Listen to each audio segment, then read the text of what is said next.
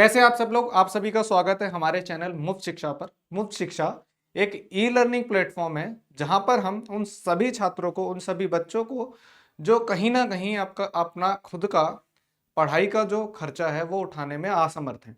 E learning platform एक ऐसे ही platform को प्रदर्शित करता है जो उन सभी बच्चों की सहायता कर रहा है जो कहीं ना कहीं आपका खुद का पढ़ाई का खर्चा नहीं उठा सकते हैं। कई बच्चे फ्यूचर में या आने वाले समय में ये ना कह पाएं कि हमें अगर अच्छी शिक्षा मिली होती तो हम कुछ बन जाते, क्योंकि पिछले बीते टाइम में जो लोग सफल नहीं हो पाए उनके पास एक यही रीजन होता है कि अगर हम पढ़ लेते तो हम कुछ बन जाते। यह रीजन वो आने वाले समय में ना दे पाए, इसी के चलते हमने मुहिम शुरू की है मुफ्त शिक्षा। मुफ्त शिक्षा एक ऐसी मुहिम है जिसमें हम उन सभी छात्रों को जो पढ़ने के इच्छुक हैं, उनकी उम्र कुछ भी हो, वो अगर पढ़ने के इच्छुक हैं तो वह हमारे प्लेटफॉर्म के थ्रू पढ़ सकते हैं। हम उनसे एक सिंगल रुपीज चार्ज नहीं करेंगे। और मुफ्त शिक्षा एक ऐसा प्लेटफॉर्म है जो ना कि सिर्फ छात्रों को मौका देता है बल्कि शिक्षकों को भी मौका देता है कि अगर कोई ऐसा शिक्षक जो आपके खुद की सेवाएं ऐसे छात्रों के लिए समर्पित करना चाहता है जो अपने पढ़ाई का खर्चा नहीं उठा सकते, तो ऐसे शिक्षकों का भी हमारे चैनल पर बहुत बहुत स्वागत है। आए, आपकी खुद की सेवाएं ऐसे बच्चों के लिए समर्पित करें। जीवन में हमेशा कमाना ही सब कुछ नहीं रहेगा, अगर कुछ सेवा भाव से भी किया जाए तो यह आपके सत्कर्मों में जुड़ेगा और जो आपको आगे सफलता तक ले जाएगा। तो अगर कुछ ऐसे शिक्षक हैं जो इच्छुक हों अपनी सेवाएं मुफ्त में उन सभी छात्रों को समर्पित करने के लिए जो जीवन में कुछ बनना चाहते हैं, लेकिन कहीं ना कहीं उनके सोर्स कम है, इसलिए वह उन सोर्स के कम होने के चलते अपनी शिक्षा प्राप्त नहीं कर पा रहे, तो ऐसे शिक्षकों का भी स्वागत है हमारे चैनल पर। आएं और आपकी खुद की सेवाएं ऐसे छात्रों के लिए समर्पित करें। हम पूरे दिन में अपने लिए तो काम करते ही हैं, अगर हम उसमें से आधा घंटा एक घंटा उन छात्रों के लिए भी निकाल लें तो मैं मानता हूं कि यह करना व्यर्थ नहीं होगा, कहीं ना कहीं आपको फ्यूचर में इसका फल जरूर मिलेगा। मैं आपका एजुकेटर रिंकू शाक्या आपको लास्ट टाइम पढ़ा रहा था government budget and the economy, जिसके अंदर हमने गवर्नमेंट बजट एंड इकोनॉमी के अंदर हमने पढ़ा था टैक्सेस के बारे में, हमने आपका डायरेक्ट टैक्स और इनडायरेक्ट टैक्स के बारे में पढ़ा, नॉन टैक्स रेवेन्यू के बारे में पढ़ा, कैपिटल रिसीप्ट के बारे में पढ़ा, बजट क्या होता है, रेवेन्यू बजट क्या होता है, कैपिटल बजट क्या होता है आपने पढ़ा, नॉन टैक्स रेवेन्यू कैसे होते हैं, टैक्स रेवेन्यू कैसे होते हैं आपने पढ़ा। आज हम उसी सीरीज के अंदर कंटिन्यू कर देंगे और हमारा जो बजट का चैप्टर है इसकी जो रिवीजन चल रही है उसको आज हम कंप्लीट करने की कोशिश करेंगे। तो चलिए स्टार्ट करते हैं हमारा गवर्नमेंट बजट का सेकंड पार्ट।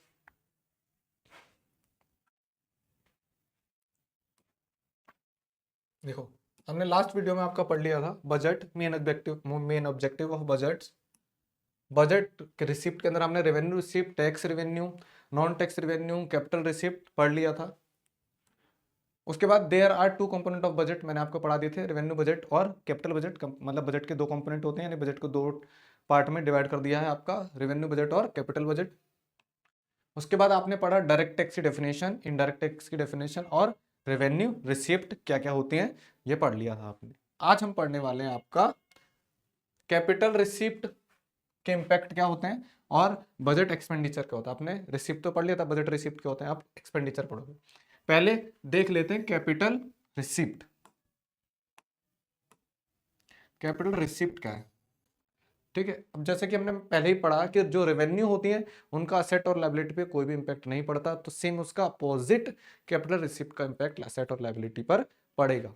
देखो, ईदर क्रिएट्स लायबिलिटी और the government of the government, ये कैपिटल रिसिप्ट जो है गवर्नमेंट की लायबिलिटी क्रिएट कर सकते हैं। फॉर एग्जांपल आपने लोन ले लिया तो लोन क्या लायबिलिटी बन गया, पैसा तो आया है, रिसिप्ट तो हुआ, रिसीव तो हुआ है, यानी कैपिटल रिसिप्ट तो बन गया, लेकिन कहीं ना कहीं आपके लिए वो सरदर्दी भी तो बन गया ना, बर्डन बन गया, आपकी लायबिलिटी बढ़ गई। और reduces asset of the government, और रिड्यूस भी कर सकता है एसेट, कैसे कि गवर्नमेंट ने कुछ अपना एसेट सेल कर दिया तो उसके बदले भी तो पैसा आएगा ही। गवर्नमेंट ने अपनी कोई कंपनी सेल कर दी या अपना कोई लैंड सेल कर दिया या अपने शेयर सेल कर दिए, तो उससे क्या होगा, आपका असेट कम हो जाएगा और बदले में पैसा आ जाएगा। तो रिसिप्ट तो बनी लेकिन उससे असेट कम हो गया। नॉन रिकरिंग इन नेचर, ये नॉन रिकरिंग होती है क्योंकि गवर्नमेंट हमेशा थोड़ा ना अपने एसेट सेल करती रहती है या हमेशा थोड़ा ना लोन लेती रहती है, तो ये रिकरिंग नहीं होते, मतलब ये बार बार होने वाली एक्टिविटी नहीं है, ये कभी कभी जो होती है वो एक्टिविटी होती है। क्या, कैपिटल रिसिप्ट। फिर हमें पढ़ना है आपका बजट एक्सपेंडिचर। बजट एक्सपेंडिचर क्या है?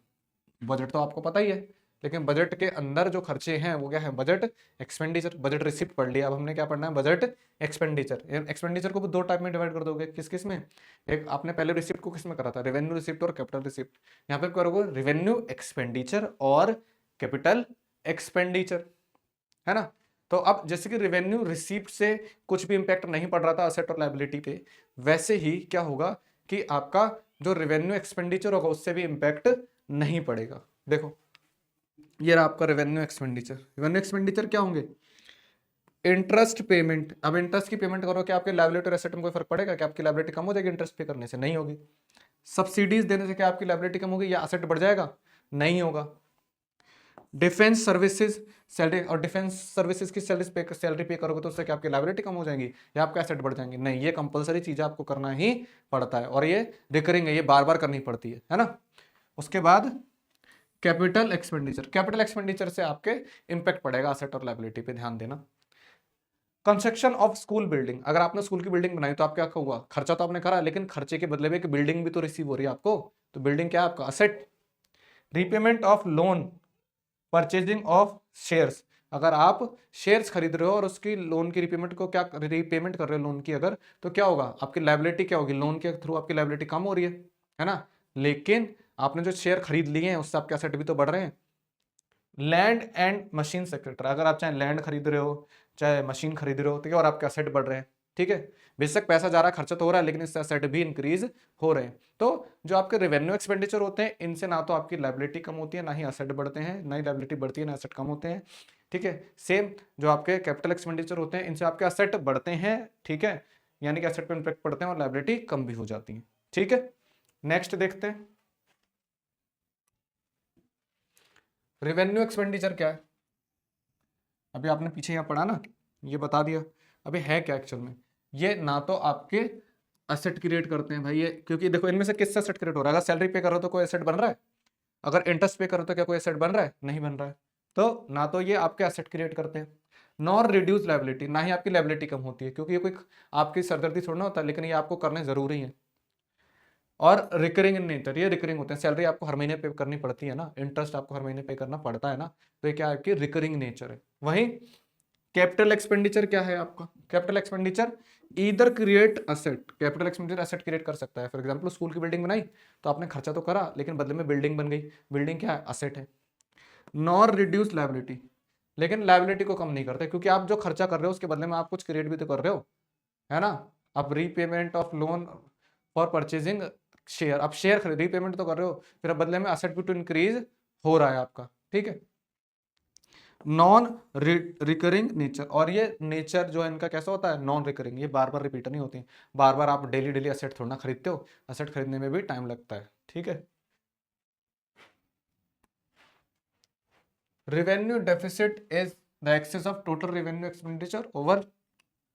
बोला है रेवेन्यू डेफिसिट क्या है? Revenue deficit is the excess of total revenue expenditure over total revenue received. देखो जब भी डेफिसिट बढ़ जाए ना, तो इसका मतलब आपको ये याद करना है, डेफिसिट का मतलब है आपका खर्चा ज्यादा होना और इनकम कम हो जाना। आपके एक्सपेंडिचर ज्यादा है, रिसीप्ट कम है, तो वहां डेफिसिट वर्ड यूज होता है। अगर इसका उल्टा देखें तो जहां पे आपका रिसिप्ट ज्यादा हो और एक्सपेंडिचर कम हो, वो सरप्लस बन जाता है। ठीक है, तो अगर यहाँ पे वर्ड आ रहा है रेवेन्यू डेफिसिट, तो रेवेन्यू डेफिसिट का मतलब है जब आपकी रेवेन्यू एक्सपेंडिचर ज्यादा हो जाए और रेवेन्यू रिसिप्ट कम हो जाए, तो ये हो गया आपका रेवेन्यू डेफिसिट। देखो revenue deficit is the excess of total revenue expenditure over total revenue receipt. आपका जितना टोटल रेवेन्यू एक्सपेंडिचर है ना, रेवेन्यू से जितना भी खर्चा आ रहा है वो अगर ज्यादा हो जाए रेवेन्यू से जितनी भी इनकम आ रही है उससे, तो ये हो जाता है आपका रेवेन्यू डेफिसिट। उसके बाद फॉर्मूला दिखा दिया रेवेन्यू डेफिसिट का, total revenue deficit more than total revenue receipt. Receipt हमारी कम है और हमारा एक्सपेंडिचर ज्यादा है, तो हो गया आपका रेवेन्यू डेफिसिट। उसके बाद इंप्लीकेशन ऑफ रेवेन्यू डेफिसिट, इसको इसके इंपैक्ट या इसको अप्लाई कैसे किया जाता है? It leads to repayment burden in future without investment. क्योंकि आपका खर्चा ज्यादा हो रहा है, इनकम कम आ रही है, तो ये क्या लीड कर रहा है? ये लीड कर रहा है रीपेमेंट ऑफ बर्डन। आपको आगे और पैसा पे करना है ना, इसका मतलब आपने खर्चा इतना कर दिया लेकिन पैसे थे ही नहीं, इसका मतलब अभी जो खर्चा है वो आने वाले टाइम में पे करना पड़ेगा। तो क्या कर रहा है, ये रीपेमेंट का बर्डन बढ़ा रहा है इन फ्यूचर विदाउट इन्वेस्टमेंट। आपने इन्वेस्ट करा ही नहीं है, फिर भी आपको पे करना है। It shows wasteful expenditures of government on administration, और ये दिखाता है कि अगर आपके एक्सपेंडिचर ज्यादा हो रहे हैं, इसका मतलब ये वेस्टफुल एडमिनिस्ट्रेशन एक्सपेंसेस हैं। It increase the burden of tax, ये टैक्स का बर्डन बढ़ाता है, क्योंकि जो रेवेन्यू में रिसीव हो रहा है वो क्या है, टैक्स के थ्रू तो रिसीव कर रहे हो ना, टैक्स और नॉन टैक्स उनके थ्रू। तो ये क्या कर रहा है, टैक्स का बर्डन बढ़ा रहा है, क्योंकि आप फिर रिसीव एक्सपेंडिचर के लिए क्या करोगे, टैक्स को इंक्रीज करना शुरू करोगे, तो टैक्स का बर्डन बढ़ जाएगा। ठीक है, नेक्स्ट देखो फिस्कल डेफिसिट क्या है। देखो डेफिसिट जहां वर्ड आ गया वो तो आपको याद रखना ही है कि डेफिसिट वर्ड कहां पे आता है, डेफिसिट वर्ड आता है आपका जहां पर आपके खर्चे ज्यादा हो और आपकी इनकम कम हो जाए, वहां आता आपका deficit word. Fiscal deficit, fiscal deficit is the excess of government total expenditure over total receipt excluding borrowing. Borrowing को अलग रखना है बस। अब जहां पे फिस्कल वर्ड आ जाए वहां पे आपको सिर्फ रेवेन्यू रिसिप्ट या कैपिटल रिसिप्ट नहीं देखनी, वहां पे आपको टोटल रिसिप्ट और टोटल एक्सपेंडिचर देखना है। तो गवर्नमेंट का टोटल रिसिप्ट और टोटल एक्सपेंडिचर में से अगर एक्सपेंडिचर ज्यादा हो जाता है तो वो आपका क्या कहता है, फिस्कल डेफिसिट। लेकिन इसके अंदर बोरोइंग इंक्लूड नहीं है, क्योंकि बोरोइंग अगर इंक्लूड कर ले तो हमारी जो रिसिप्ट है वो बढ़ जाएंगी, है ना, हम तो उधार ले लेंगे और रिसिप्ट को बढ़ा देंगे। तो उधार इसके अंदर इंक्लूड नहीं होता है, जो लोन का पैसा लिया वो इंक्लूड नहीं होता है। अगर लोन का पैसा हटा दें और तो गवर्नमेंट की जो खुद की टोटल रिसिप्ट है अगर वो कम पड़ रही है किससे, टोटल एक्सपेंडिचर से, तो ये कहलाता है आपका फिस्कल डेफिसिट। फिस्कल डेफिसिट का फॉर्मूला लिख दिया, total expenditure total receipt excluding boring. जब टोटल एक्सपेंडिचर में से हम टोटल रिसिप्ट को माइनस करें एक्सेप्ट बोरिंग तो कहलाता है फिस्कल डेफिसिट। इस एक्सपेंडिचर आगे लिखा है मतलब एक्सपेंडिचर ज्यादा है रिसिप्ट से। इंप्लीकेशन क्या है इसका भाई फिस्कल डेफिसिट का, it leads to inflationary pressure, ये इन्फ्लेशनरी प्रेशर को बढ़ाता है, क्योंकि आपके खर्चे ज्यादा हैं आपकी इनकम कम है तो महंगाई बढ़ना शुरू होगी। ठीक है, a country has to face डेब्ट ट्रैप, अब डेब्ट ट्रैप फेस करना पड़ेगा क्योंकि आपके खर्चे ज्यादा है रिसिप्ट कम है। इसको आप बैलेंस करने के लिए क्या करोगे, आप उधार लेना शुरू करोगे, फिर आप उधार लोगे उसको पूरा करोगे, फिर उधार का जो पेमेंट है उसको पे करने के लिए आप फिर उधार लोगे, तो आप इसी ट्रैप में फंस जाओगे। ठीक है, it reduces future growth and development, और अगर आप ट्रैप में फंस गए तो आप ट्रैप से बाहर निकलते रह जाओगे और आपका जो मेन फोकस है ग्रोथ का और डेवलपमेंट का उससे भटक जाओगे कहीं ना कहीं। ठीक है, प्राइमरी डेफिसिट क्या होता है, by deducting interest payment from fiscal deficit we get primary deficit. अगर हम जो हमारा फिस्कल डेफिसिट है उसमें से क्या हटा दें, हमें क्या हटाना है, by deducting interest payment, interest की पेमेंट को हटा दो तो जो भी बचा वो हो गया आपका प्राइमरी डेफिसिट। फिर प्राइमरी डेफिसिट का फॉर्मूला बना दिया, fiscal deficit minus interest payment, जो भी फिस्कल डेफिसिट से निकल के आया उसमें से पहले तो हमने बोरिंग हटा रखा था वहां से इंटरेस्ट की पेमेंट हटा दो, तो ये फॉर्मूला बन गया प्राइमरी डेफिसिट का, फिस्कल डेफिसिट में से इंटरेस्ट पेमेंट है उनको माइनस कर दो। ठीक है, नेक्स्ट देखो टाइप्स ऑफ बजट, बजट के टाइप्स क्या क्या हो सकते हैं। Budget can be classify in 3 types, budget को 3 टाइप में डिवाइड किया जाता है, आपका सरप्लस बजट, बैलेंस बजट और डेफिसिट बजट। ठीक है, सरप्लस, बैलेंस्ड और डेफिसिट। अब सरप्लस क्या होगा, जब आपकी जो टोटल रिसीप्ट है और टोटल एक्सपेंडिचर है उनमें अगर आपकी रिसीप्ट ज्यादा हो एक्सपेंडिचर से तो हम इसे बोलेंगे कि ये हमारा सरप्लस बजट है। वहीं बैलेंस बजट जब आपकी टोटल रिसीप्ट और टोटल एक्सपेंडिचर इक्वल हो तो बोलेंगे बैलेंस बजट। वहीं डेफिसिट बजट जब आपकी टोटल रिसीप्ट कम हो टोटल एक्सपेंडिचर से तो बोलेंगे आपका डेफिसिट बजट। देखो when the budget receipt of the government exceeds budget expenditure, जब रिसिप्ट एक्सीड कर जाए एक्सपेंडिचर से the budget is set to be surplus budget. वहीं when the budget receipt are equal to the budget expenditure, जब आपका income और खर्चा बराबर हो जाए तो बोलेंगे it is determined as balanced budget. Deficit budget when the budget receipt falls short, budget receipt fall short यानी बजट रिसिप्ट कम हो जाए of expenditure the budget is set to be deficit budget, यानी कि जब आपकी रिसिप्ट है वो कम हो जाए, आपकी अर्निंग कम हो जाए और आपका खर्चे ज्यादा हो जाए तो इसे बोलेंगे हम डेफिसिट बजट। ठीक है, अगर आपको कोई भी डाउट आ रहा है तो आप कमेंट में या हमारी जो वेबसाइट है www मुफ्त डॉट शिक्षा, उस पर जाकर आप आस्क माई क्वेश्चन कॉलम के अंदर आपके जो डाउट्स हैं वो पूछ सकते हैं। और हाँ, सबसे बड़ी बात कि आप अगर हमारे चैनल पर जाकर आपके डाउट पूछते हैं तो हमारे चैनल वाले, जो कि हर किसी चैनल पर प्रोवाइड नहीं है, हर किसी वेबसाइट पर प्रोवाइड नहीं है, आप डाउट के पूछने के बदले में पॉइंट्स, रिवॉर्ड्स, कॉइन्स अर्न कर सकते हैं। और सबसे बड़ी बात, आपको डाउट पूछने के लिए कि ऐसा कोई लालच नहीं है कि आपको पहले कुछ पे करना पड़ेगा, फिर आप डाउट पूछोगे, फिर आपको रिवॉर्ड मिलेंगे। नहीं, आपको 100% फ्री ऑफ कॉस्ट सारी सर्विस मिलेंगी और उसके बदले में आपको रिवॉर्ड अर्न करने का अपॉर्चुनिटी भी मिलेगी। और हम कोशिश कर रहे हैं हमारे चैनल पर 100+ सब्जेक्ट प्रोवाइड कराए जाए, जो कि academic, non academic, talented show, ठीक है, स्किल्स वाले वीडियोस, ये सब भी आपको प्रोवाइड कराई जाएं। जैसे कि हम अपने चैनल पे ऑलरेडी आपको, आपने देखा होगा, ट्रैफिक रूल्स के बारे में बता चुके हैं, ठीक है, लॉ के कई वीडियोस डाल चुके हैं। तो ये एकेडमिक प्लस नॉन एकेडमिक, हम दोनों ही नॉलेज आपको देना चाहते हैं ताकि आप एक जागरूक नागरिक बने। ठीक है, चलिए नेक्स्ट देखते हैं। कंक्लूजन आ गया पूरे चैप्टर का। कंक्लूजन देखो एक बार, budget is used as a tool by government. Budget को कैसे यूज किया जाता है? एक टूल यूज किया जाता है as a government to run economy, economy को रन करने के लिए। Stability in the country, country के अंदर इकोनॉमी की स्टेबिलिटी को बनाए रखने के लिए हम बजट को एक एज अ टूल यूज करते हैं। In the situation of inflationary condition, inflationary यानी महंगाई की कंडीशन के टाइम पे, तो government prepares a surplus budget.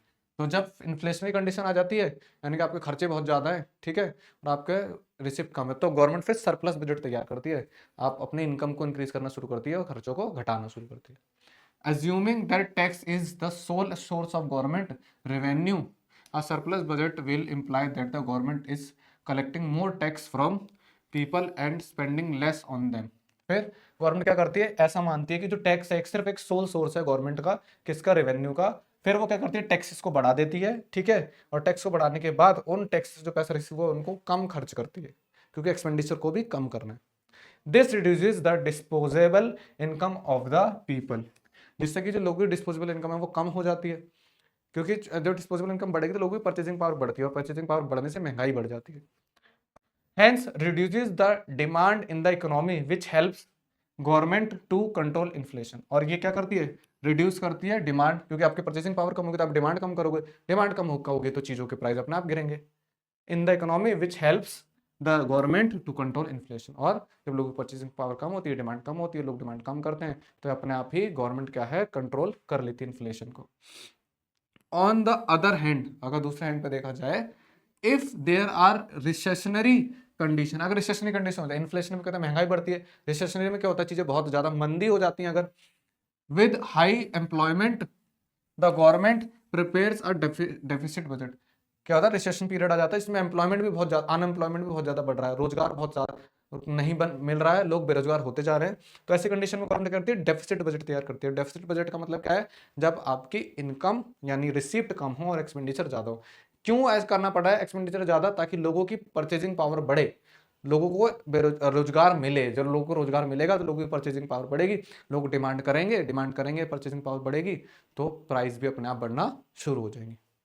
Which implies that government is imposing less taxes on people. फिर गवर्नमेंट क्या करती है? लोगों को टैक्स भी कम कर देती है, क्योंकि रिसिप्ट ही नहीं बढ़ रहा, रिसिप्ट को कम करना है ना। अगर टैक्स ज्यादा रहेंगे तो रिसिप्ट बढ़ेगी, और लोगों की परचेजिंग पावर कैसे बढ़ेगी? लोग टैक्स में अगर पैसा दे रहे हैं तो पैसा बचेगा नहीं, तो टैक्स को कम कर देती है ताकि लोगों की परचेजिंग पावर बढ़े। And spends more on them, और उस खर्चे को, पैसे को खर्च भी करती है, किसके लिए? ताकि एम्प्लॉयमेंट क्रिएट हो। This increases the disposable income, जिससे लोगों की डिस्पोजेबल इनकम बढ़ती है, ऑफ द पीपल, दस demand in the economy in increase, vice versa, both increase in disposable income and direct expenditure by the government. Government करती है direct expenditure को भी बढ़ा देती है, डिस्पोजेबल इनकम भी बढ़ गई है। Hence the producer get induce to produce more. और जब डिमांड बढ़ रही है तो लोग, जो प्रोड्यूसर्स हैं, उनको ज्यादा प्रोड्यूस करना पड़ेगा, और ज्यादा प्रोड्यूस करेंगे तो किसकी जरूरत पड़ेगी? एम्प्लॉयज की। जब एम्प्लॉयज की जरूरत पड़ेगी तो अनएम्प्लॉयमेंट खत्म होगा, एम्प्लॉयमेंट क्रिएट होगा, है ना। Produce more and therefore the employment opportunity increase. और एम्प्लॉयमेंट अपॉर्चुनिटी भी क्या होंगी? यानी जो रोजगार के अवसर हैं वो भी बढ़ेंगे।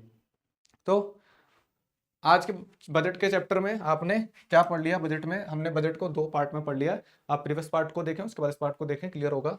आपने सबसे पहले बजट की डेफिनेशन और ऑब्जेक्टिव पढ़े, फिर आपने रेवेन्यू रिसिप्ट, कैपिटल रिसिप्ट पढ़ा, इसमें tax revenue, non tax revenue, ठीक है। उसके बाद आपने पढ़ लिया 3 टाइप्स ऑफ कंपोनेंट और 2 टाइप्स ऑफ कंपोनेंट, ठीक है, रेवेन्यू बजट और कैपिटल बजट। उसके बाद आपने पढ़ लिया डायरेक्ट टैक्स, इनडायरेक्ट टैक्स की डेफिनेशन और रेवेन्यू रिसिप्ट क्या होती है, ठीक है। रेवेन्यू एक्सपेंडिचर, कैपिटल एक्सपेंडिचर क्या होता है आपने पढ़ा, कैपिटल रिसिप्ट क्या होती है, बजट एक्सपेंडिचर के 2 टाइप पढ़ लिए। फिर आपने पढ़ा रेवेन्यू डेफिसिट क्या होता है, फिर आपने पढ़ा इसके रेवेन्यू डेफिसिट का फॉर्मूला, इम्प्लीकेशन क्या है, इनके इम्पैक्ट क्या क्या पढ़ते हैं। फिर आपने पढ़ा फिस्कल डेफिसिट, फिस्कल डेफिसिट की इम्प्लीकेशन क्या है, प्राइमरी डेफिसिट क्या है। आपने बजट के टाइप पढ़े, बजट 3 टाइप का होता है, सरप्लस बजट, बैलेंस बजट और डेफिसिट बजट। फिर आपने पढ़ा कंक्लूजन कि गवर्नमेंट क्या क्या करती है। और अब भी अगर आपकी कोई क्वेरी है तो आप हमारी वेबसाइट www.muft.शिक्षा पर जाएं, आपके क्वेश्चन उसमें आस्क में क्वेश्चन कॉलम आपको मिलेगा एक साइड कॉर्नर में, उसमें पूछें। वहाँ पे या तो हमारे जो एक्सपर्ट हैं वो आपके सवालों को जवाब देंगे, या ऑलरेडी स्टूडेंट जो एग्जिस्ट करते हैं हमारी स्टडी, हमारे चैनल के थ्रू या वेबसाइट के थ्रू जो स्टडी कर रहे हैं वो आपकी हेल्प करेंगे, जिसके बदले आप अगर आप डाउट पूछते हैं तो पॉइंट्स भी अर्न कर सकते हैं। हमारे चैनल पर 100+ सब्जेक्ट फ्री ऑफ कॉस्ट पढ़ाने की मुहिम चलाई जा रही है। जल्दी आपको और भी सब्जेक्ट देखने के लिए मिलेंगे। और एक इंपॉर्टेंट इन्फॉर्मेशन जो मैंने आपको पहले भी दी थी कि हमारे चैनल को हमने 4 पार्ट में डिवाइड कर दिया गया है, 9th 10th 11th 12th। अगर आपको उसे सर्च करना है तो आप सर्च करेंगे मुफ्त शिक्षा 9, 9 आपको न्यूमेरल में लिखना है, ऐसे लिखना है आपको 9 10 11 12 और आगे आपको मुफ्त शिक्षा लिख लेना है। अगर आप ऐसे करके सर्च करते हैं आपको आपकी क्लास का चैनल मिल जाएगा। अगर आपको नहीं मिल रहा तो आप हमारे किसी भी वीडियो के डिस्क्रिप्शन में जाएं, वहाँ पे आपको चारों चैनल के यूआरएल मिल जाएंगे। आप जिस क्लास से हैं उस क्लास के चैनल को सब्सक्राइब करके रख लें और बेल आइकन को प्रेस करते हैं। जब भी आपके खुद के क्लास की वीडियो आएगी आपको डायरेक्ट मिल जाएगी, और ये ऑफिशियल चैनल पर भी जो कॉमन इन्फॉर्मेशन होगी वो आपको मिलती रहेगी। पढ़ाई करते रहे, एग्जाम आपके आ चुके हैं, एक भी मिनट व्यर्थ ना करें और अपने स्वास्थ्य का ध्यान रखें। मैं आपका एजुकेटर रिंकू शाक्या मिलता हूं आपसे नई वीडियो में। Till then take care, bye bye. हंसते रहिए, मुस्कुराते रहिए और अपने चारों तरफ खुशियां फैलाते रहिए।